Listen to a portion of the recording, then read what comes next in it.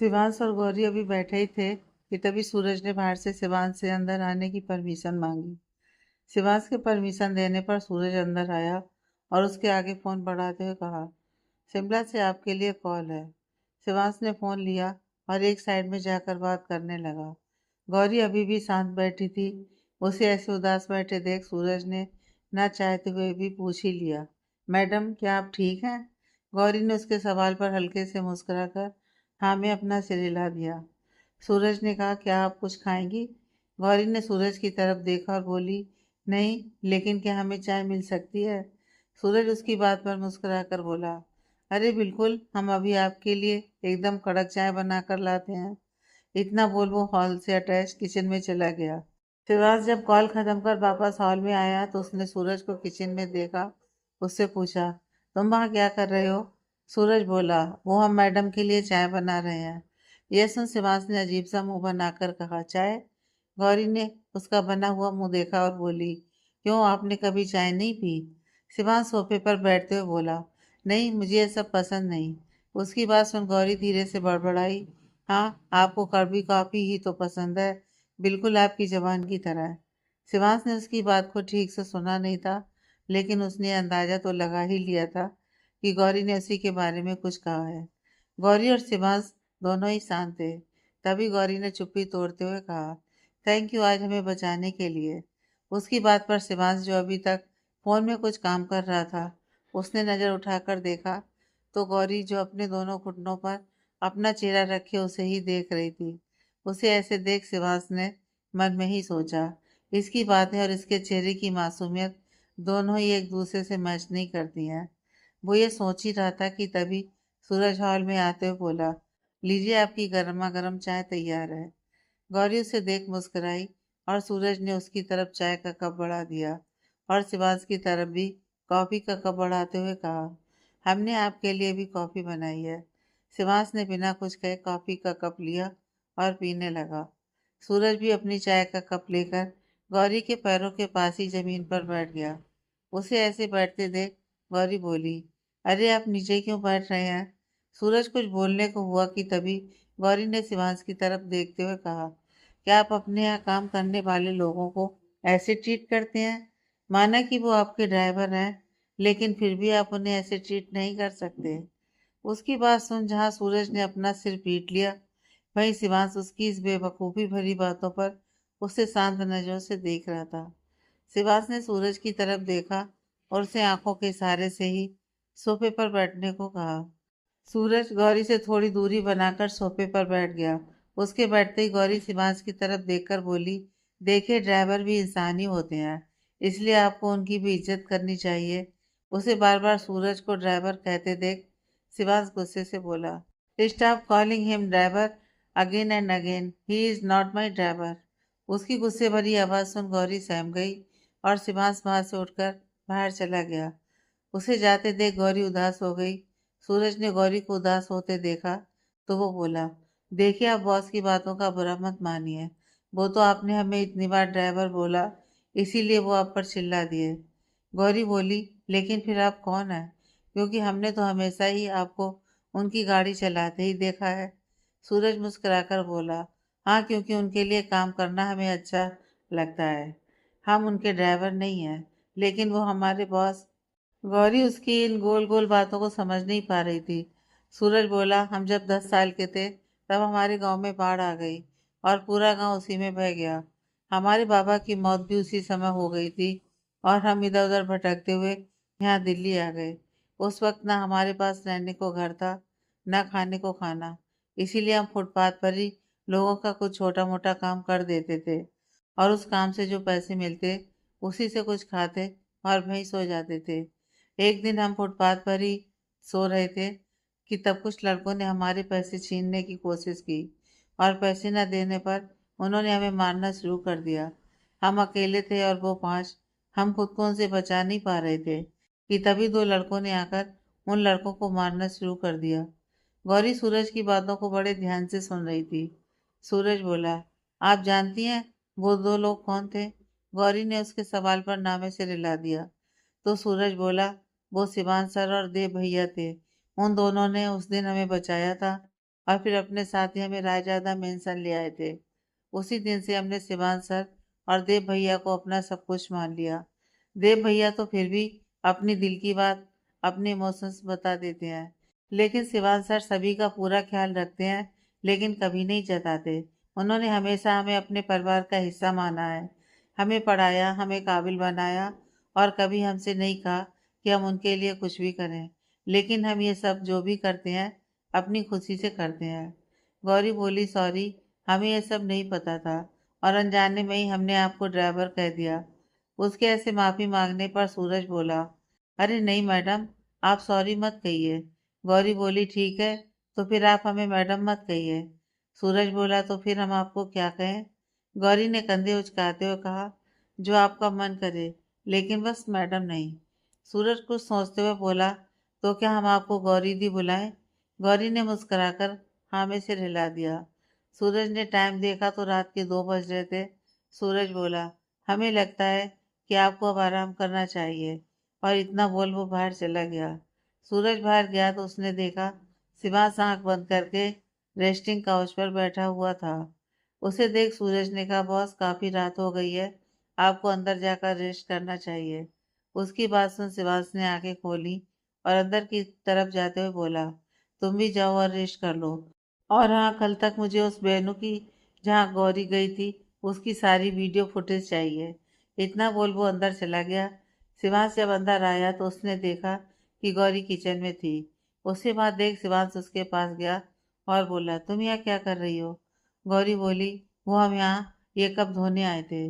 शिवांश ने उसके हाथ से कप लिए और उन्हें सिंक में रखते हुए कहा, कल सुबह नौकर आकर इन्हें साफ कर देगा। तुम ऊपर चलो, तुम्हें आराम की जरूरत है।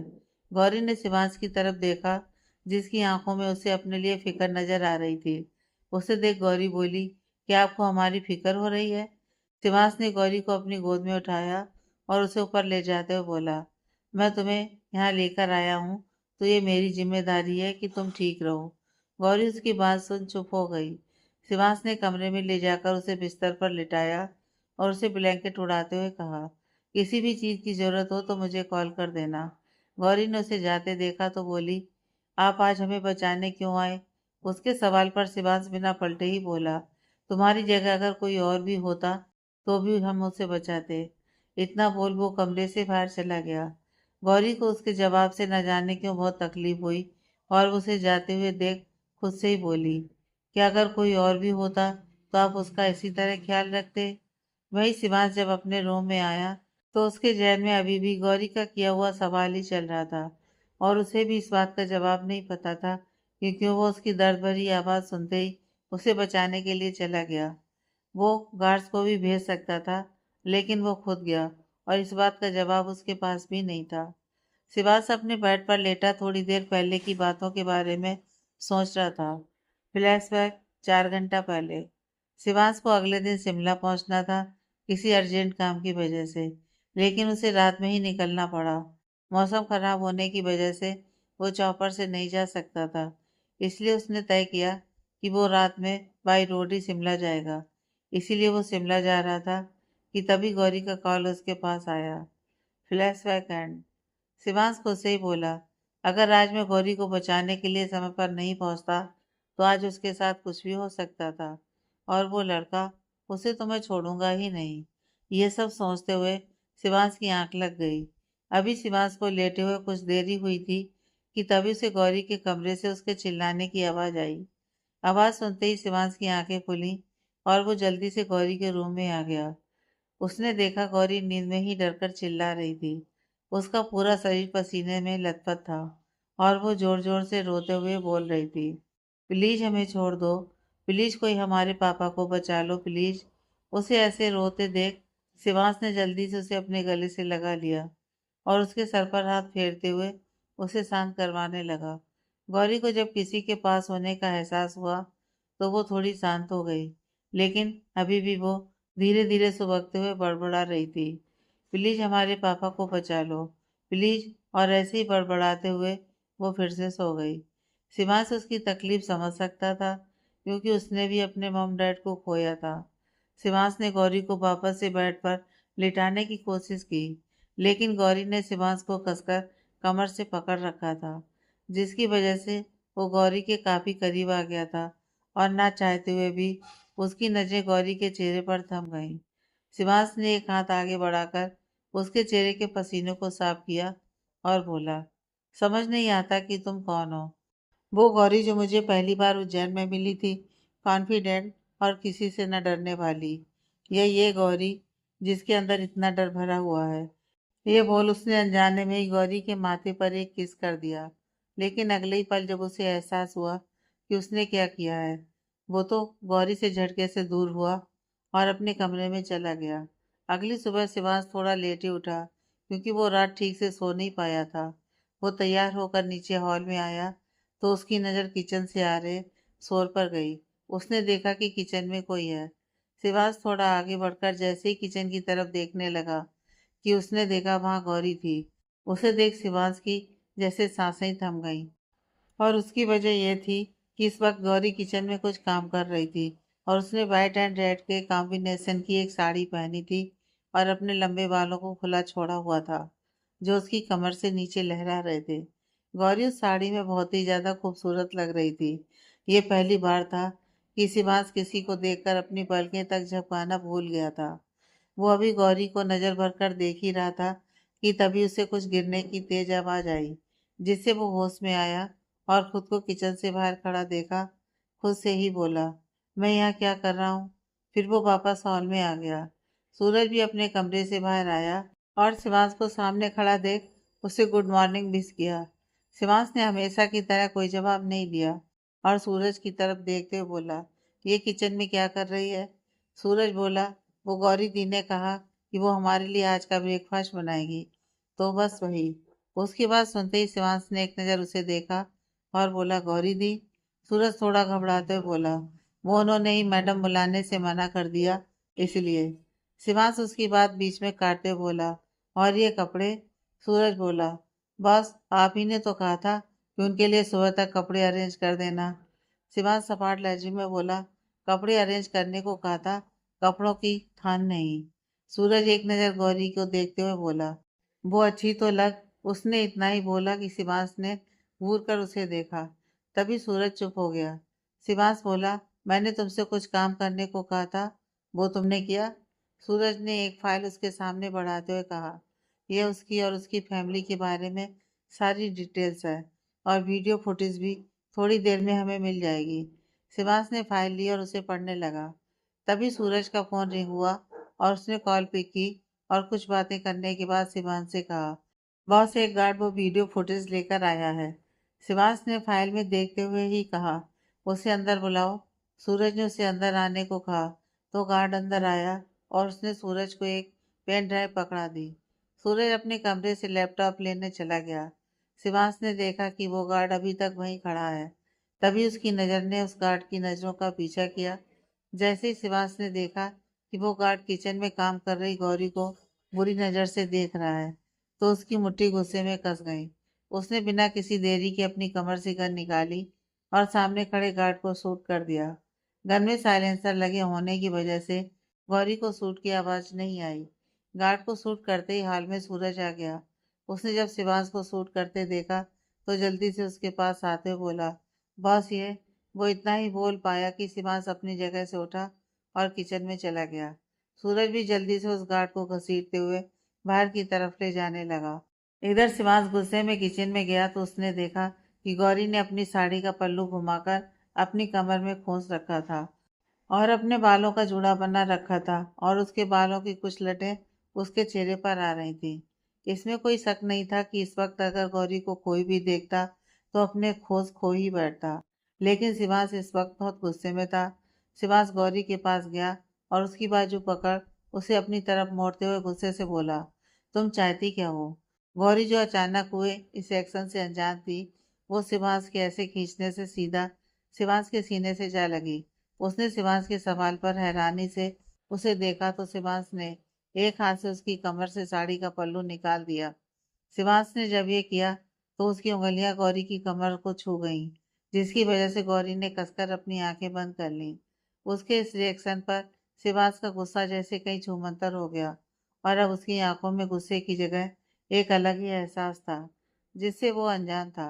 गौरी ने अपनी आंखें खोली तो खुद को शिवांश के काफी करीब पाया। वो दोनों ही कुछ समय के लिए एक दूसरे की आंखों में खो गए कि तभी दोनों को ही कुछ जलने की बदबू आई। दोनों ने ही जब इधर उधर अपनी नजरें घुमाई तो देखा कि तवे पर रखा पराठा जल रहा था। उसे देख गौरी ने जल्दी से शिवांश को खुद से दूर किया और बोली, ये क्या किया आपने मिस्टर रायजादा? आपकी वजह से हमारी मेहनत बेकार हो गई। शिवांश ने उस जले पराठे की तरफ देखा और बोला, तो तुमसे किसने कहा था ये सब करने के लिए? गौरी उसके ऐसे कहने पर मुड़ी और गुस्से से बोली, किसी ने नहीं कहा था ये सब, हमने खुद किया है। हम बस आपको थैंक यू कहना चाहते थे और इसलिए सुबह से उठकर हम ये सब कर रहे हैं। इतनी मुश्किल से सूरज ने हमें बताया कि आपको खाने में आलू के पराठे पसंद है और इसलिए हम ये बना रहे थे, लेकिन आपको तो कोई कदर ही नहीं है। ये बोलकर वो वापस से पराठा बनाने लगी। वहीं जब शिवांश को ये पता चला कि गौरी उसके लिए ये सब कर रही है तो उसे कहीं ना कहीं खुशी महसूस हुई, लेकिन उसने अपनी खुशी को अपने चेहरे पर आने नहीं दिया और किचन से बाहर आ गया। थोड़ी देर बाद ही गौरी ने टेबल पर ब्रेकफास्ट लगाया तो शिवांश और सूरज दोनों ही आकर डाइनिंग टेबल पर बैठ गए। गौरी ने दोनों को पराठा सर्व किया और खुद भी शिवांश की बगल वाली कुर्सी पर बैठ गई। शिवांश ने खाना शुरू किया और जैसे उसने पहला बाइट अपने मुंह में रखा कि तभी उसकी नज़र हैरानी से गौरी की तरफ चली गई। उसे खुद को ऐसे देखता देख गौरी बोली, क्या हुआ, ये अच्छे नहीं है क्या? शिवांश कुछ कह पाता कि तभी सूरज ने कहा, मुझे तो बहुत अच्छे लगे दी। आपने जरूर अपनी माँ से सीखे होंगे ऐसे पराठे बनाना। उसकी बात पर गौरी मुस्कुराते हुए बोली, नहीं है, हमने अपनी माँ से नहीं सीखा है, बल्कि किसी और से सीखा है। सूरज कुछ बोल पाता कि तभी शिवांश ने उससे पूछ लिया, किसे? गौरी ने कहा, एक बार हमारे पापा के एक खास दोस्त अपनी पत्नी के साथ हमारे घर आए थे, तो हमने ये पराठे बनाना उन्हीं से सीखा था। उन्होंने हमें बताया था कि उनके बेटे को भी ऐसे ही आमचूर वाले आलू के पराठे बहुत पसंद हैं। उसकी बात सुन न जाने क्यों शिवांश को कुछ अजीब लगा, तो वो बोला, क्या तुम्हें उनका नाम पता है? उसके सवाल पर गौरी ने कुछ याद करते हुए कहा, नहीं, हमें उनका नाम नहीं पता है, क्योंकि हम सिर्फ एक आखिरी बार ही उनसे मिले थे। शिवांश ने दोबारा उससे सवाल किया, आखिरी बार क्यों? गौरी आगे कुछ कहती कि तभी गौरी का फोन रिंग हुआ। उसने देखा कि कॉल उसकी माँ का था। गौरी अपनी जगह से उठी और कॉल रिसीव करने के लिए फार्म हाउस से बाहर चली गई।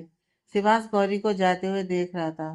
सूरज ने शिवांश के चेहरे के एक्सप्रेशन को नोटिस करते हुए कहा, क्या हुआ बॉस, कोई प्रॉब्लम है क्या? शिवांश ने सूरज को देखते हुए कहा, मैं गौरी के बारे में सिर्फ उतना ही जानता हूँ जितना सभी को पता है, लेकिन मुझे वो जानना है जो किसी को नहीं पता। उसकी बात सुन सूरज ने हाँ में सिर हिला दिया। वही गौरी जो इस वक्त अपनी माँ से बात कर रही थी, वो उन्हें समझाने की कोशिश कर रही थी। वहीं उसकी माँ गुस्से से गौरी को बोली, गौरी, तेरी हिम्मत भी कैसे हुई वरुण के साथ बदतमीजी करने की? वो सुबह से यहाँ पर आकर बैठा हुआ है और तेरे लिए इतना परेशान है। गौरी ने हैरानी से अपनी माँ के सवाल पर कहा, बदतमीजी? और हमने? वो आगे कुछ कहती कि तभी उसकी माँ ने कहा, गौरी, अभी की अभी घर वापस आ। और इतना बोल उन्होंने कॉल कट कर दी। गौरी वापस अंदर आई तो शिवांश और सूरज किसी बात पर डिस्कशन कर रहे थे। उन्होंने जब गौरी को परेशान देखा तो सूरज ने कहा, क्या हुआ दी, आप परेशान लग रही हैं? गौरी बोली, हमें अभी घर जाना है। शिवांश ने सूरज को देखा और उसे गाड़ी निकालने को कहा। कुछ ही देर में वो लोग गौरी के घर जाने के लिए वहां से निकल गए। गौरी इस वक्त बहुत परेशान थी और वो बार बार अपने हाथों को मसले जा रही थी। शिवांश ने उसे इतना परेशान देखा तो बोला, अगर तुम सही हो तो तुम्हें घबराने की क्या जरूरत है? गौरी ने उसकी तरफ देखा और बोली, हमें अपनी नहीं, बस अपनी माँ की फिक्र है। और ये बोल वो चुप हो गई। उसके बाद दोनों के बीच कोई बात नहीं हुई। कुछ ही देर में शिवांश की कार मीना कॉलोनी के बाहर रुकी और गौरी कार से उतरकर अपने घर की तरफ चली गई। उसके जाने के बाद शिवांश ने लैपटॉप में वो पेन ड्राइव लगाई और कल रात की वो वीडियो फुटेज देखने लगा।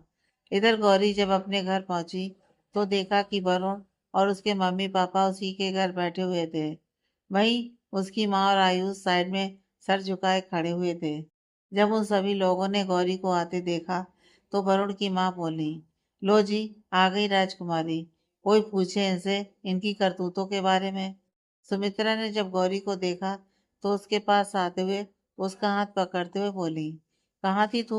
वो कुछ कह पाती कि तभी वरुण गौरी को देखते हुए बोला, इसे क्या पूछ रही हैं आप? मैं आपको बताता हूँ कि इसने मेरे साथ कितनी बदतमीजी से बात की थी कल, और अब मैं इस जैसी लड़की से शादी करना ही नहीं चाहता हूँ। वरुण के पापा यानी सुरेश बोले, बिल्कुल ठीक कह रहा है मेरा बेटा। हम इस लड़की से अपने बेटे की शादी हरगिज नहीं करवाएंगे। उनकी बात सुन सुमित्रा वरुण के आगे हाथ जोड़ते हुए बोली, नहीं बेटा, प्लीज ऐसा मत करो। मैं तुमसे गौरी की गलती की माफी मांगती हूँ। गौरी ने जब अपनी माँ को उन लोगों के सामने हाथ जोड़ते देखा तो बोली, माँ, आप इन लोगों के सामने हाथ क्यों जोड़ रही हैं?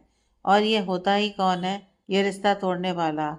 अब हम इस रिश्ते को खुद तोड़ देंगे, क्योंकि हम इस जैसे नीच इंसान से कभी शादी करेंगे भी नहीं। उसके ऐसे कहने पर सुमित्रा ने गुस्से से गौरी को देखा और बोली, तू पागल तो नहीं हो गई है?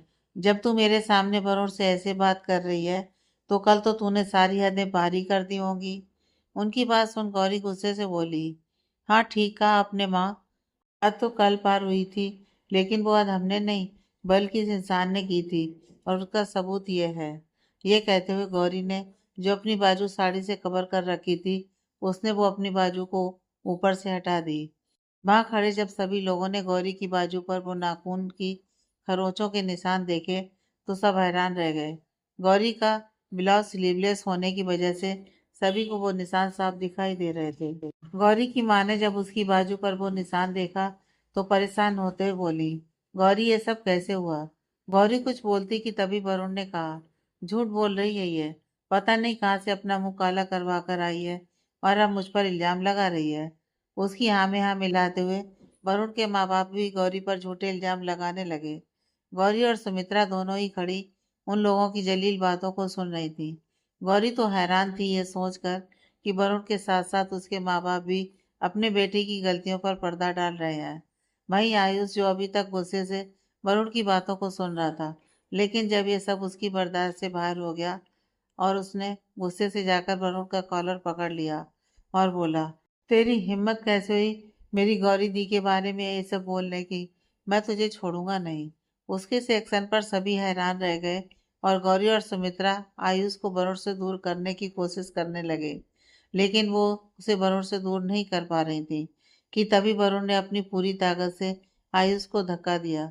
धक्का लगने की वजह से आयुष की पकड़ वरुण के कॉलर से छूटी और वो कुछ कदम पीछे हो गया, लेकिन बैलेंस न कर पाने की वजह से वो गिरने को हुआ कि तभी किसी ने उसे गिरने से बचा लिया। वहीं जब गौरी ने उसकी माँ ने आयुष को गिरते देखा तो उसे संभालने के लिए वो लोग दौड़े, लेकिन अगले ही पल वो रुक गए, ये देखकर कि किसी और ने उसे गिरने से बचा लिया है। आयुष ने भी जब खुद को बचाने वाले का चेहरा देखा तो कुछ पल को तो वो उसे देखता ही रह गया। तभी शिवांश ने उसे संभाल कर खड़ा करते हुए कहा, are you all right? Ayush ने बिना कुछ कहे बस हाँ में सिर हिला दिया। वहीं गौरी शिवांश को अपने घर में देख काफी हैरान थी, लेकिन कोई और भी था जो शिवांश का चेहरा देख हैरान था। वो थी सुमित्रा। वो एकटक सिर्फ शिवांश के चेहरे को ही देख रही थी। वहीं शिवांश बिना किसी की परवाह किए और बिना किसी की तरफ देखे घर के अंदर आया और सीधा वरुण के सामने आकर खड़ा हो गया। वरुण, जो अभी तक इतनी अकड़ में खड़ा था, वो शिवांश की पर्सनालिटी और उसकी काली गहरी आंखों को देख कर ही अंदर तक कांप गया था। शिवांश ने उसे देखते हुए एक तिरछी स्माइल पास की और किसी राजा की तरह सोफे पर बैठ गया। उसके बैठते ही गेट से कुछ और लोग भी एंटर हुए, जिन्हें देख सबकी हैरानी और बढ़ गई। वहीं जब गौरी ने अपने घर में पुलिस देखी तो घबराते हुए बोली, ये सब क्या हो रहा है? वहीं सभी की नजर शिवांश पर थी तो सूरज शिवांश के पास आते हुए बोला, बॉस स्टार्ट करें? शिवांश ने हाँ कहा तो सूरज ने टेबल पर एक लैपटॉप रखा और उसमें एक पेन ड्राइव लगाते हुए बोला, आप सब ये देखिए, आपको सब पता चल जाएगा। इतना बोल उसने लैपटॉप में एक वीडियो प्ले कर दी। जैसे जैसे सभी वो वीडियो देखते जा रहे थे, सभी की आंखें हैरानी से फटती जा रही थीं और वहीं वरुण को घबराहट की वजह से पसीना आ रहा था। उस वीडियो की शुरुआत में वरुण एक लड़की के साथ जबरदस्ती करने की कोशिश कर रहा था, जिसमें उसका चेहरा साफ दिखाई दे रहा था और उसकी बातें भी साफ सुनाई दे रही थी। लेकिन आगे की वीडियो को सूरज ने पहले ही ब्लर कर दिया था, जिसकी वजह से सिर्फ वहां खड़े सभी लोगों को उस लड़की की चीखों की आवाज ही सुनाई दे रही थी। और उन आवाजों को सुनते हुए वहां खड़ा हर शख्स ये अंदाजा लगा सकता था कि कितनी हैवानियत से वरुण उस लड़की के साथ पेश आया होगा। अभी सब उस वीडियो को देख ही रहे थे कि तभी सबको एक जोरदार थप्पड़ की आवाज आई। यह थप्पड़ वरुण की मां ने वरुण को मारा था। अपनी मां के हाथ से थप्पड़ खाते ही वरुण जमीन पर गिर गया। उसकी मां रोते हुए बोली, मुझे नहीं पता था वरुण कि तू इतना गिरा हुआ काम भी कर सकता है। मैंने हमेशा तेरी बातों पर भरोसा किया। तूने कहा कि तुझे गौरी से शादी करनी है, मैंने उसके लिए भी हाँ कह दी। तूने कहा कि गौरी गलत है, मैंने वो भी मान लिया। तूने जो कहा मैंने वो माना। लेकिन आज ये सब देखकर मुझे अपनी कोख पर ही घिन आ रही है कि मैंने तुझ जैसी औलाद को जन्म दिया। सुरेश ने अपनी पत्नी को संभालते हुए कहा, गलती तुम्हारी नहीं है अनुपमा, गलती मेरी है कि मैंने इस जैसी औलाद को अपने सर पर चढ़ा कर रखा। लेकिन आज इसी ने हमारी नाक कटवा दी। वरुण अपनी माँ के पैर पकड़ते हुए बोला, माँ प्लीज मुझे माफ कर दो। मैं आज के बाद ऐसी कोई गलती नहीं करूंगा। उसकी बात सुन अनुपमा ने धक्का मारकर वरुण को खुद से दूर कर दिया। तभी शिवांश, जिसे इस पूरे ड्रामे में कोई इंटरेस्ट नहीं आ रहा था, वो अपनी जगह से खड़ा हुआ और इंस्पेक्टर की तरफ देखते हुए बोला, इंस्पेक्टर, आप जिस कल्प्रिट को इतने महीनों से ढूंढ रहे थे वो आपके सामने है। इसलिए बिना किसी देरी के आप इसे यहाँ से ले जा सकते हैं। इंस्पेक्टर ने हाँ में सिर हिलाया और दो हवलदार वरुण को घसीटते हुए घर से बाहर ले जाने लगे। वरुण बार बार अपने माँ बाप से खुद को बचाने की भीख मांग रहा था, लेकिन सुरेश और अनुपमा दोनों ने ही उससे अपनी नजरें फेर लीं। गौरी, आयुष और सुमित्रा तीनों ही वरुण को घिन भरी नजरों से देख रहे थे और कहीं ना कहीं वो इस बात से खुश भी थे कि वो लोग इस जैसे दरिंदे से बच गए।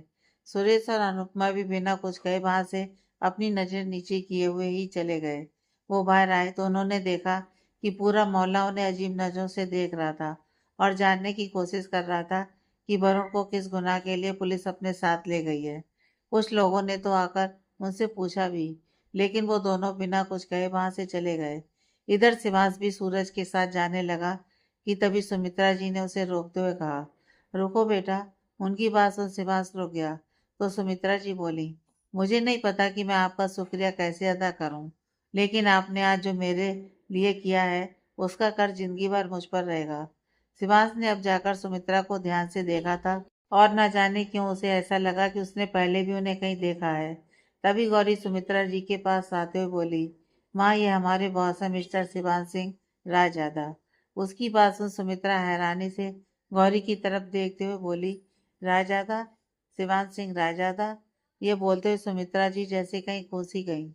वहीं शिवांश ने भी उनके चेहरे के बदलते भाव को नोटिस कर लिया था, लेकिन उसे समझ में नहीं आ रहा था कि वो उसका नाम सुन इतना हैरान क्यों हो गई। तभी सूरज शिवांश के पास आते हुए बोला, बॉस, दादी का कॉल आ रहा है। उसकी बात सुन शिवांश ने फोन हाथ में लिया और गौरी के घर से बाहर निकल गया। सूरज ड्राइविंग सीट पर बैठा और बोला, बॉस, ऑफिस चलना है। शिवांश ने कुछ सोचते हुए कहा, नहीं, घर चलो। उसकी बात सुन सूरज ने गाड़ी घर की तरफ मोड़ दी। इधर सुमित्रा अपने कमरे में बैठी एक तस्वीर को देख रही थी और उस तस्वीर पर हाथ फेरते हुए बोली, वही आंखें, वही रौब और लगभग वही चेहरा और उसी खानदान का नाम। इतने सारे इत्तेफाक एक साथ कैसे हो सकते हैं। सुमित्रा जी ये सब सोच ही रही थी कि दूसरी ओर गौरी अपने कमरे में बैठी किसी सोच में गुम थी और खुद में ही मुस्कुरा रही थी। गौरी मुस्कुराती हुई बोली, मिस्टर सड़ू सिंह रायजादा इतने भी सड़ू नहीं है। आज उन्होंने हमारी कितनी मदद की और उस वरुण को भी हमारी जिंदगी से निकाल कर फेंक दिया। फिर वो अपने बिस्तर पर लेटते हुए बोली, हे महादेव, आज हमें ऐसा लग रहा है जैसे हम सालों से किसी कैद में थे और आज जाकर हमें रिहाई मिली है। इतना बोल उसने सुकून से अपनी आंखें बंद की और सो गई। आज महीनों बाद गौरी को सुकून की नींद आई थी। इधर शिवांश रायजादा मेंशन आ चुका था और वो सीधा अपने दादू के कमरे में चला गया। दादू इस वक्त कोई किताब पढ़ रहे थे। उन्होंने जब शिवांश को आते देखा तो किताब साइड में रखकर उसे बोले, तुम इस वक्त यहाँ? तुम तो कल रात ही शिमला चले गए थे। शिवांश ने सपाट लहजे में कहा, वो मीटिंग कैंसिल हो गई। दादू ने उसकी तरफ एक नज़र देखा और एक तिरछी मुस्कुराहट के साथ बोले, कैंसिल हो गई या फिर तुम्हें करनी पड़ी कैंसिल? उनके सवाल पर शिवांश कुछ नहीं बोला तो दादू ने उससे फिर से सवाल किया, वैसे गौरी अब ठीक तो है? उनके ऐसा पूछने पर सिमांश ने उनकी तरफ देखा और बिना किसी हैरानी के कहा, जब आपको पहले से ही सब पता है तो आप मुझसे क्यों पूछ रहे हैं? दादू बोले, कुछ नहीं, बस हम जानना चाहते थे कि तुम अभी तक हमसे सच छिपाना सीख गए हो या नहीं, लेकिन तुम तो आज भी हमसे कुछ नहीं छिपा पाते हो। सिमांश ने देखते हुए कहा, ठीक कहा आपने कि मैं आपसे कुछ नहीं छिपा पाता हूँ, लेकिन आप मुझसे बहुत कुछ छिपा कर बैठे हैं। उसकी बात पर दादू ने अपनी कड़क आवाज में कहा, मतलब क्या है तुम्हारा? शिवांश बोला, आज फिर आपसे वही सवाल पूछने आया हूँ जो मैंने आपसे 6 साल पहले पूछा था। क्या समीरा ही वो लड़की है जिसे मॉम डैड ने मेरे लिए चूज किया था? उसके सवाल पर दादू थोड़े गुस्से से बोले, तुम्हें हमारी बात एक बार में समझ में नहीं आती, जब हम तुमसे पहले ही कह चुके हैं कि समीरा ही वो लड़की है जिसे राजवीर ने तुम्हारे लिए चुना था, तो फिर यह सवाल करने का क्या मतलब है? सिवाज से एक तिरछी मुस्कान अपने चेहरे पर लाते हुए बोला, दादू 6 साल पहले जो कुछ भी हुआ था वो तो मैं पता लगा कर ही रहूंगा। इतना बोल सिवांश उनके कमरे से बाहर चला गया। दादू परेशानी से अपने बिस्तर पर बैठ गए। वो सिवांश के किए हुए सवालों के बारे में सोचने लगे और खुद से बोले, अगर कहीं सिवांश को हमारे बोले गए झूठ के बारे में पता चल गया तो वो हमें कभी माफ नहीं करेगा और हम ऐसा नहीं होने दे सकते हैं। शिवांश अपने कमरे में बैठा एक पुरानी एल्बम को बार बार पलट कर देख रहा था, जैसे कि उन फोटोज में कुछ ढूंढने की कोशिश कर रहा हो। कुछ देर यूं ही देखने के बाद उसकी नज़र एक फोटो पर जाकर ठहर गई। शिवांश ने ध्यान से उस फोटो को देखते हुए कहा, यह कैसे हो सकता है? उनका हमारे परिवार से क्या रिश्ता हो सकता है? शिवांश ने फोटो अपने पास रखी और स्टडी रूम में चला गया। कुछ देर बाद उसके सामने देव और सूरज बैठे थे। शिवांश बहुत देर से उसी फोटो को देख रहा था और देव और सूरज उसे देख रहे थे। कुछ पल बाद ही उसने वो फोटो उन दोनों के आगे करते हुए कहा, मुझे इनके बारे में सब कुछ जानना है। दोनों ने जब शिवांश के किए हुए इशारे की तरफ देखा तो सूरज बोला, बॉस ये तो। शिवांश उसकी बात समझते हुए बोला, हाँ ये वही है। मुझे ये जानना है कि इनका हमारे परिवार से क्या रिश्ता है। देव ने फोटो हाथ में लेते हुए कहा, ठीक है, तो मैं इसके बारे में पता करता हूँ। और इतना बोल देव वहां से चला गया। वहीं अंजना जी अपने कमरे में बैठी अपना सामान पैक कर रही थी। तभी रणवीर कमरे में आए और बोले, अंजना, तुमने सब सामान पैक कर लिया ना? हमें आज रात की फ्लाइट से ही निकलना है। अंजना उदास होते हुए बोली, हाँ जी, मैंने सारा सामान पैक कर लिया, लेकिन मुझे अंडरस्टैंड नहीं हो रहा है कि हम इतनी जल्दी यहाँ से क्यों जा रहे हैं। अभी तो हमें आए हुए कुछ ही डेज हुए हैं। रणवीर बोले, क्योंकि वहाँ लंदन में भी सारा काम रुका हुआ है, इसलिए हमें आज ही जाना पड़ेगा। और वैसे भी शिवांश की शादी में अभी समय है, इसीलिए यहाँ रुकने का भी कोई फायदा नहीं है। अंजना बोली, लेकिन मम्मी जी भी तो अभी यहीं है। जब वो लोग वापस जाते तब हम भी चले जाते ना। रणवीर बोले, माँ पापा भी 1-2 दिन में ही यहाँ से चले जाएंगे, इसलिए ज्यादा सोचने की जरूरत नहीं है। इतना बोल रणवीर कमरे से बाहर चला गया और अंजना बेमन से अपना सामान पैक करने लगी। रणवीर अपने कमरे से निकलकर सीधा स्टडी रूम में आ गया, जहाँ शिवांश बैठा कुछ काम कर रहा था। शिवांश ने उन्हें आते देखा तो अपनी फाइल साइड में रखते हुए बोला, तो चाचू जाने की तैयारियां हो गई? रणवीर हमें से रिलाते हुए बोले, हाँ, लेकिन अंजना का बिल्कुल भी मन नहीं है अभी यहाँ से जाने का। वो माँ पापा को भेजने के बाद ही यहाँ से जाना चाहती है। शिवांश बोला, आप उनकी फिक्र मत कीजिए, दादू दादी भी कल तक यहाँ से चले जाएंगे। रणवीर बोले, लेकिन तुमने इतनी जल्दी में सबको भेजने का प्लान क्यों किया है शिवांश? शिवांश बोला, वो इसलिए क्योंकि मैं जानता हूँ कि अभय राणा चुप नहीं बैठेगा और मैं नहीं चाहता कि वो आप में से किसी को भी टारगेट करे। इसलिए मैंने पहले ही अक्षत को वापस भेज दिया और रुद्र भी 1-2 दिन में अपने कंसर्ट के लिए बाहर जा रहा है। रणवीर बोले, और भव्या? शिवांश बोला, भव्या की फिक्र आप मत कीजिए, उसके लिए मैं हूँ यहाँ। रणवीर मुस्कुराते बोले, तुम हो इसलिए तो हम सभी बेफिक्र है शिवांश। इतना बोलकर रणवीर वहां से चले गए। कुछ देर बाद ही अंजना और रणवीर दोनों लंदन के लिए निकल गए। रात के समय शिवांश इस वक्त अपनी आंखें बंद किए दादी की गोद में सिर रख के लेटा हुआ था और वो उसके सर पर प्यार से अपना हाथ फेर रही थी। तभी दादी बोली, आज अंजना और रणवीर चले गए हैं, और कल मैं और तेरे दादू भी यहाँ से चले जाएंगे। तू फिर से अकेला रह जाएगा शिवू। और ये बोल वो थोड़ी इमोशनल हो गई। शिवास ने आंखें खोली और उठते हुए बोला, सक्कू आप इतना परेशान क्यों होती हैं? मैं अकेला नहीं हूँ, मेरे साथ देव है, सूरज है, और अब तो भव्या भी यहीं रहेगी। दादी उदास होते हुए बोली, तो क्यों हम सबको अपने साथ रहने नहीं देता है? क्यों तू हमेशा अकेला रहना चाहता है? शिवांश बोला, क्योंकि मैं आप सभी को प्रोटेस्ट करना चाहता हूँ और यहाँ पर आप सभी सेफ नहीं रह सकते। इसलिए मुझे आप सभी को अलग अलग जगहों पर रखना पड़ता है। दादी अपने आंसू साफ करते हुए बोली, लेकिन जब तू है हम सबके साथ तो हमें क्या ही हो सकता है शिबू। शिवांश उनकी दोनों हाथ पकड़ते हुए बोला, आपने ठीक कहा कि मेरे होते हुए तो आप सभी को एक खरोच भी नहीं आ सकती है, लेकिन मैं कोई भी रिस्क नहीं लेना चाहता हूँ, क्योंकि मैं मेरे दुश्मनों को जानता हूँ कि वो मुझे गिराने के लिए किसी भी हद तक जा सकते हैं। दादी आगे कुछ कहती कि तभी शिवांश हल्की सी स्माइल करते हुए बोला, सक्कू आप मेरी फिक्र बिल्कुल मत करो, मुझे कुछ नहीं होगा, और तब तक तो बिल्कुल नहीं जब तक मैं मॉम डैड के कातिल का पता नहीं लगा लेता। ये बोलते वक्त शिवांश की आंखों में गुस्सा साफ दिखाई दे रहा था। दादी बोली, तेरी सगाई के बहाने ही हम सब तुझसे मिल पाए, वरना तो साल निकल जाता है तेरी शक्ल देखे हुए, और तू तो कभी हमसे मिलने भी नहीं आता। शिवांश बोला, क्योंकि आपकी जिद थी दादी उस जगह रहने की जहाँ न जाने की कसम मैंने 6 साल पहले ही खा ली थी। और रही बात मुझसे मिलने की, तो आपको जब भी मुझसे मिलना हो तो मुझे बता देना, आप मैं आपको यहाँ बुलवा लूँगा। दादी जानती थी कि शिवांश से कोई नहीं जीत सकता है और ना ही वो कभी किसी की बात मानेगा, इसलिए उन्होंने भी ज़्यादा कुछ कहना ठीक नहीं समझा और उसे सोने को कह अपने कमरे में चली गई। अगली सुबह गौरी ऑफिस जाने के लिए तैयार हो रही थी। उसे आज ऑफिस जाने की कुछ ज्यादा ही जल्दी थी। उसने आज सोनाक्षी को भी जल्दी घर बुला लिया था और दोनों ऑफिस के लिए निकल गईं। आज गौरी के चेहरे पर खुशी जाने का नाम ही नहीं ले रही थी।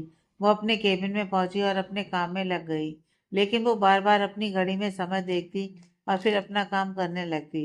उसे देख ऐसा लग रहा था कि जैसे वो किसी का इंतजार कर रही है। तभी केबिन का डोर ओपन हुआ और शिवांश अंदर आया। उसे देख गौरी की आंखें चमक गईं, जैसे कि वो जिसका इंतजार अब तक कर रही थी वो इंतजार अब खत्म हो गया है। गौरी ने मुस्कुराकर शिवांश को देखा और उसे गुड मॉर्निंग विश किया। शिवांश, जिसकी नज़र अभी तक अपने फोन में गड़ी थी, उसने जब किसी की चहकती हुई आवाज़ सुनी तो अपने फोन से नज़र हटाकर उसने सामने देखा तो सामने गौरी खड़ी थी। शिवांश केबिन में आया तो थोड़ा स्ट्रेस लग रहा था, लेकिन जैसे उसने गौरी का वो मुस्कुराता हुआ चेहरा देखा तो उसका स्ट्रेस जैसे कहीं गायब हो गया। शिवांश गौरी को बिना जवाब दिए सीधा जाकर अपनी चेयर पर बैठ गया। गौरी को यह अजीब नहीं लगा, क्योंकि उसे शिवांश के ऐसे बिहेवियर की आदत हो गई थी। इसलिए गौरी वापस अपनी जगह पर बैठकर काम करने लगी। थोड़ी देर काम करने के बाद उसने वॉच में टाइम देखा और अपनी जगह से उठकर वो शिवांश के लिए कॉफी बनाने चल दी। रोज जो गौरी मुंह बनाकर शिवांश की कॉफी बनाया करती थी, आज वो मुस्कुराकर और बड़े प्यार से उसके लिए कॉफी बना रही थी। वही शिवांश ने जब उसे कॉफी बनाते देखा तो खुद से ही बोला, फिर से इसके हाथ की कॉफी, इसके हाथ की बेस्वाद कॉफी पी पी कर मैं अपनी असली कॉफी का टेस्ट भूल गया हूँ। तभी उसने देखा गौरी कप लेकर उसी की तरफ आ रही है। शिवांश को समझ में नहीं आ रहा था कि वो उस कॉफी को ना पीने का कौन सा बहाना बनाए, कि तभी गौरी उसके सामने कॉफी बढ़ाते हुए बोली, मिस्टर रायजादा आपकी कॉफी। शिवांश ने एक नज़र कॉफी को देखा और ना चाहते हुए भी कॉफी कप पकड़ लिया। गौरी अभी भी वहीं खड़ी थी। उसे खड़ा देख शिवांश ने उसे घूर कर देखा और कहा, कुछ काम है? गौरी ने नामे से हिला दिया तो शिवांश बोला, तो तुम्हारे पास कुछ काम नहीं है? यह सैलरी तुम्हें सिर्फ दांत दिखाने के लिए मिलती है? उसकी बात सुन गौरी, जो अभी तक मुस्कुरा रही थी, वो मुंह बनाते हुए मन में बोली, इस राक्षस का भी समझ नहीं आता, पल में तोला और पल में मासा। और इतना बोल वो अपनी डेस्क पर चली गई। भाई जब शिवांश ने मन मारकर जैसे ही कॉफी का सिप लिया कि उसकी आंखें बड़ी हो गई और वो बोला, ये कॉफी इसी ने बनाई है ना? या फिर वो खुद से ही बोला, नहीं बनाई तो मेरे सामने ही है। फिर वो मन से उस कॉफी को पीने लगा, क्योंकि वो कॉफी बिल्कुल उसी टेस्ट की बनी थी जैसी शिवांश को पसंद थी। वही गौरी मुंह बनाकर शिवांश को देखते हुए बोली, इतने प्यार से हमने कॉफी बनाई और इन्होंने तारीफ तक नहीं की। लगता है सॉरी के साथ साथ तारीफ करने का फीचर भी इनके अंदर नहीं है। शिवांश ने कुछ मीटिंग अटेंड की और थोड़ी देर बाद ही गौरी और सोनाक्षी लंच के लिए कैंटीन चले गए। सोनाक्षी के पूछने पर गौरी ने उसे जो कुछ भी उस रात उसके साथ हुआ वो सब बता दिया और यह भी बताया कि वरुण से उसकी सगाई टूट चुकी है। सोनाक्षी भी यह सुनकर काफी खुशी हुई और वो बोली, सच गौरी, मैं बता नहीं सकती कि मैं कितनी खुश हूँ तेरे लिए। मुझे वो इंसान तेरे लिए कभी भी ठीक नहीं लगा। गौरी बोली, हमें खुद वो पसंद नहीं था, लेकिन अगर उस दिन मिस्टर रायजादा नहीं होते तो पता नहीं उस रात क्या होता। सोनाक्षी गौरी के हाथ पर हाथ रखते हुए बोली, लेकिन कुछ हुआ तो नहीं ना? और वैसे भी जहाँ शिवांश सर हो वहाँ तो कभी कुछ गलत हो ही नहीं सकता है। गौरी उसकी बात पर मुस्कुरा दी। इधर शिवांश के केबिन में देव उसके सामने बैठा था और दोनों ही किसी बात पर डिस्कशन कर रहे थे। देव बोला, तो अब क्या करना है? शिवांश एक कुटिल मुस्कान के साथ बोला, करना क्या है? उन लोगों को उनकी सच्चाई से वाकिफ करवाना है। देव ने भी मुस्कुराते बोला, तो देरी किस बात की है, चलें? शिवांश अपनी जगह से खड़े होते हुए बोला, हाँ, मेहमानों को कह दो कि मेहमान नवाजी के लिए आ जाएं। उसकी बात पर देव मुस्कुराया और शिवांश के साथ चला गया। कुछ ही देर में शिवांश और देव सूरज के साथ रायजादा मेंशन पहुंच गए। शिवांश के वहां पहुंचने से पहले ही वहां सभी जरूरी लोग मौजूद थे। शिवांश को देखते ही सभी अपनी जगह से खड़े हो गए। दादू बोले, शिवांश, ऐसा क्या जरूरी काम था तुम्हें कि तुमने इन सभी को यहाँ बुला लिया? शिवांश अपने सामने खड़े लोगों को देखते हुए बोला, बहुत जल्दी आपको सब पता चल जाएगा। अभी के लिए आप इत्मीनान से बैठिए। शिवांश ने दादू दादी को आराम से सोफे पर बैठने को कहा और खुद भी सोफे पर एक पैर पर दूसरा पैर चढ़ाकर बैठ गया। उसने अपने सामने खड़े उन लोगों को देखा और फिर अपना हाथ आगे बढ़ाकर बोला, कम समीरा, सिट विद मी। उसके ऐसे कहने पर सामने खड़ी समीरा ने हैरानी से एक नज़र अपने साथ खड़े अपने पापा यानी मिस्टर कपूर को देखा और फिर शिवाज को देखने लगी।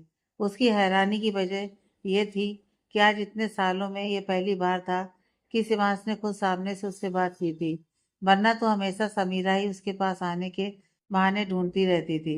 मिस्टर कपूर ने भी खुशी से समीरा को शिवांश के पास जाने का इशारा किया और खुद भी सोफे पर बैठ गए। उन्हें यह लग रहा था कि शिवांश जरूर उनसे शादी के बारे में कुछ बात करने वाला होगा, इसलिए उसने उन दोनों बाप बेटी को यहाँ बुलाया है। समीरा भी जाकर शिवांश के पास बैठ गई। दादू बोले, शिवांश, अब तुम बताओगे कि तुमने सभी को यहाँ क्यों बुलाया है? शिवांश एक डेविल स्माइल करते हुए बोला, रिलैक्स दादू, पहले सभी लोगों को यहाँ आने तो दीजिए। रुद्र जो शिवांश के साइड वाले सोफे पर बैठा था वो बोला, लेकिन अब कौन आने वाला है? शिवांश ने सूरज की ओर देखा तो सूरज उसकी आंखों का इशारा समझकर बाहर की तरफ चला गया और कुछ ही देर में वो अपने साथ एक शख्स को पकड़ कर ले आया। उस शख्स की हालत देख सभी थोड़ा घबरा गए थे। भाई समीरा और मिस्टर कपूर की हालत उसे देखकर सबसे ज्यादा खराब हो गई थी। वो खुद से ही बोले, ये यहाँ कैसे और इसकी ये हालत? भाई समीरा सामने खड़े शख्स को देख बेचैन हो गई थी। वो सोफे से उठते हुए बोली, रोनित। वो जैसे ही सोफे से उठने को हुई कि शिवांश ने उसका हाथ पकड़ लिया और उसे अपने साथ जबरदस्ती बिठाते हुए बोला, रिलैक्स समीरा। और फिर उसने अपनी कमर से गन निकाली और सामने खड़े रोनित के ऊपर पॉइंट करते हुए बोला, जब तक तुम यहाँ बैठोगी तब तक वो सेफ है, और अगर तुमने एक कदम भी आगे बढ़ाया तो। उसने जानबूझकर अपनी बात अधूरी छोड़ दी। वहीं जहाँ समीरा और मिस्टर कपूर उसके इस एक्शन से डर गए थे, वहीं बाकी सभी लोग यानी दादू दादी और रुद्र उसके इस एक्शन पर हैरान थे। दादी थोड़े गुस्से से बोली, शिवांश, ये सब क्या हो रहा है? शिवांश ने गन नीचे रखते हुए कहा, अभी हुआ कहाँ है दादी, अभी तो होना बाकी है।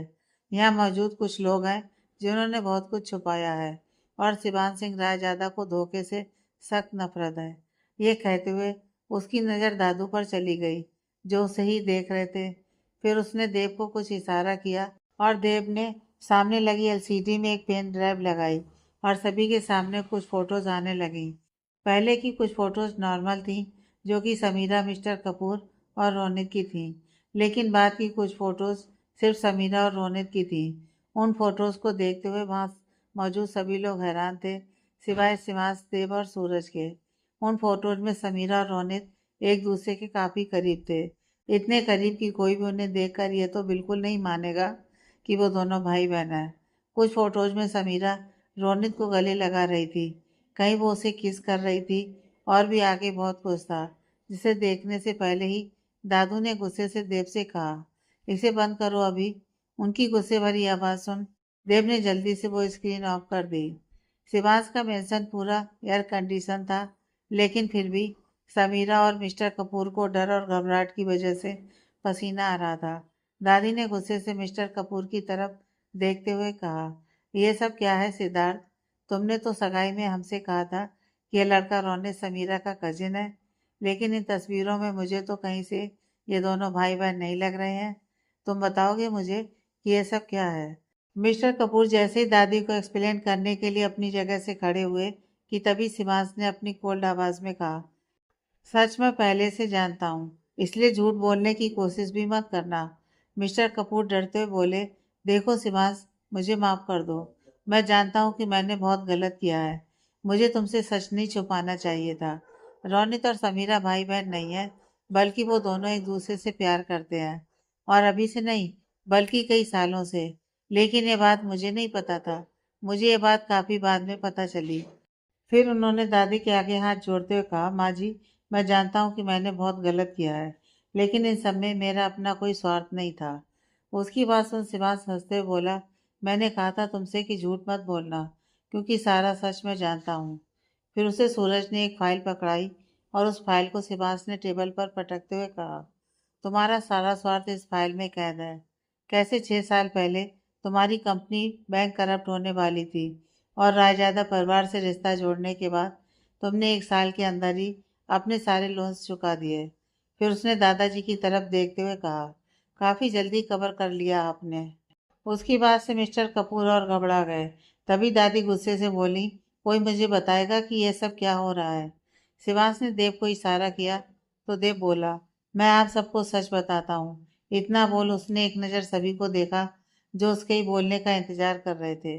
देव बोला, रोनित समीरा का भाई नहीं, बल्कि उसका लॉन्ग टाइम बॉयफ्रेंड है। वो भी तब से जब वो शिवांश से मिली भी नहीं थी। उस वक्त मिस्टर कपूर को इन दोनों के रिश्ते से कोई परेशानी नहीं थी, क्योंकि उस वक्त इनका सारा कारोबार बिल्कुल ठीक चल रहा था। लेकिन कुछ टाइम बाद जब इन्हें बिजनेस में लॉस होने लगा, तो इन्होंने समीरा पर दबाव डाला कि वो रोनित को छोड़ किसी और अमीर लड़के से शादी कर ले, जिससे कि इन्हें भी अपने बिजनेस में मदद मिल सके। तभी अचानक ही अंकल आंटी की मौत उस हादसे में हुई, और उसके बाद इतना बोल वो रुक गया। तो रुद्र बोला, उसके बाद क्या हुआ? देव कुछ कहता कि तभी शिवांश ने कठोर नजरों से दादू की ओर देखा और बोला, उसके बाद क्या हुआ वो देव नहीं बल्कि दादू हमें बताएंगे। उसकी ऐसी बातें कहने पर दादू ने शिवांश की ओर देखा तो वो बोला, दादू अब सच को छुपाने से कोई फायदा नहीं, इसीलिए बेहतर होगा कि आप हमें 6 साल पहले का सच बता दीजिए। उसकी बात पर दादू ने एक गहरी सांस ली और शिवांश की तरफ देखते ही बोले, हमने जो कुछ भी किया था वो सिर्फ तुम्हारे भले के लिए किया था। शिवांश, फ्लैशबैक 6 साल पहले, जब शिवांश के माँ बाप की शोक सभा में सभी लोग बैठे हुए थे, तो वहाँ मिस्टर कपूर भी मौजूद थे। मिस्टर कपूर दादाजी से बोले, राजवीर बनारस जाने से पहले कितना खुश था। उसने मुझे बताया था कि वो वहाँ शिवांश के लिए लड़की देखने जा रहा है। उसके किसी बहुत खास दोस्त की बेटी है, जिसे उसने शिवांश के लिए पसंद किया है। लेकिन समय की मार देखिए ना, उससे पहले इतना बड़ा हादसा हो गया। उसकी बात पर दादू बोले, क्या तुम्हें पता है कि राजवीर अपने किस दोस्त की बात कर रहा था? क्योंकि राजवीर हमसे कहकर गया था कि वो आकर हमें सरप्राइज देगा। मिस्टर कपूर को जब यह एहसास हुआ कि दादू को भी उस लड़की के बारे में कुछ भी नहीं पता है, तो वो कुछ सोचते हुए बोले, क्या आप नहीं जानते थे कि वो लड़की कौन थी? उसकी बात पर दादू ने नामे से हिला दिया और बोले, नहीं, हमें उसके बारे में कुछ भी नहीं पता, और शिवांश को भी सिर्फ उतना ही पता है जितना हमें पता है। और अब शिवांश चाहता है कि वो उसी लड़की से शादी करे जिसे उसके माँ बाप ने उसके लिए पसंद किया था। लेकिन हमें तो पता ही नहीं है, तो हम उससे क्या कहेंगे? मिस्टर कपूर कुछ सोचते हुए बोले, देखिए, मेरे पास आपके इस प्रॉब्लम का सॉल्यूशन है, लेकिन मैं नहीं जानता कि वो आपको ठीक लगेगा भी या नहीं। दादू ने हैरानी से उसकी तरफ देखा और बोले, कैसा सॉल्यूशन? आप भी नहीं जानते उस लड़की के बारे में, और शिवांश भी नहीं जानता है। तो इसलिए अगर आपको ठीक लगे तो आप उससे कह सकते हैं कि जिस लड़की को राजवीर ने उसके लिए पसंद किया था, वो लड़की समीरा है। उसकी बात सुन दादू हैरान हो गए और बोले, हम शिवांश से झूठ नहीं कह सकते हैं। मिस्टर कपूर बोले, तो क्या आपके पास इस प्रॉब्लम का कोई सॉल्यूशन है? उसकी इस बात पर दादू खामोश हो गए तो मिस्टर कपूर दोबारा बोले, आप और मैं दोनों ही जानते हैं कि शिवांश अपने माँ बाप की खुशी के लिए कुछ भी कर सकता है, और अगर उसे उस लड़की के बारे में कुछ पता नहीं चला तो वो क्या करेगा, वो हम में से कोई नहीं जानता। फिर उन्होंने सामने बैठे शिवांश की तरफ इशारा करते हुए कहा, इस वक्त उसकी आंखों में खालीपन साफ नजर आ रहा है, इसलिए इस वक्त इससे बेहतर ऑप्शन उसके पास नहीं है। दादू ने भी शिवांश की तरफ देखा, जो इस वक्त अपने माँ बाप की तस्वीर को देख रहा था। उसे ऐसे बैठे देख उन्हें बहुत तकलीफ हुई और वो बोले, सिद्धार्थ, शायद तुम ठीक कह रहे हो। हम शिवांश को इस तरह टूटते हुए नहीं देख सकते हैं, इसीलिए हमें शिवांश से झूठ बोलना ही पड़ेगा। Flashback and. तभी शिवांश गुस्से से अपनी जगह से उठा और बोला, आपने मुझसे झूठ बोला दादू। आप एक बार मुझे सच बता देते, मैं उस लड़की को ढूंढने के लिए जमीन आसमान एक कर देता, लेकिन उसे ढूंढ लेता। दादू उसके ऐसे चिल्लाने पर गुस्से से उठे और बोले, तुम्हें क्या लगता है शिवांश, क्या हमने उस लड़की को ढूंढने की कोशिश नहीं की? तुम्हें क्या लगता है शिवांश, 5 साल पहले हम तुम्हें छोड़कर बनारस क्यों चले गए? सिर्फ उस लड़की को ढूंढने के लिए, लेकिन हमें वो कहीं नहीं मिली। हम तुम्हें ये सब नहीं बताना चाहते थे क्योंकि हम नहीं चाहते थे कि तुम बेचैन रहो या परेशान रहो। जिस दिन से हमने तुमसे झूठ बोला है, उस दिन से लेकर आज तक हम चैन से सो नहीं पाए हैं, क्योंकि हम शिवदत्त सिंह रायजादा, जिसने आज तक अपने बच्चों को यह सीख दी कि सच की राह पर चलो, वही शिवदत्त सिंह रायजादा इतने सालों से अपने ही पोते से झूठ बोल रहा है। ये सब बोलते हुए उनकी आंखें नम थीं और अब उनके सीने में दर्द भी होने लगा था, जिसकी वजह से उनकी सांसें तेज हो गई थीं। उन्हें ऐसे देख शिवांश और देव ने उन्हें थाम लिया और उन्हें वापस से सोफे पर बिठाते हुए शिवांश बोला, दादू आप एक बार मुझसे कहकर तो देखते। दादू बोले, क्या कहते तुमसे? यही कि हम जिसने पूरी दिल्ली को अपनी मुट्ठी में कर रखा था, वो अपने ही बेटे और बहू को नहीं बचा पाया। क्या कहते तुमसे कि अपने बेटे की आखिरी ख्वाहिश हम पूरी नहीं कर पाए? उनकी बातें सुन वहां खड़े सभी लोग इमोशनल थे, यहाँ तक कि समीरा और रोनित भी। लेकिन मिस्टर कपूर के चेहरे पर एक कुटिलता भरी मुस्कुराहट थी, जिसे उसने किसी के देखने से पहले ही छुपा ली थी। दादी ने शिवांश के सर पर हाथ रखते हुए कहा, शिबू, तेरे दादू ने जो कुछ भी किया वो सिर्फ तेरी भलाई के लिए था।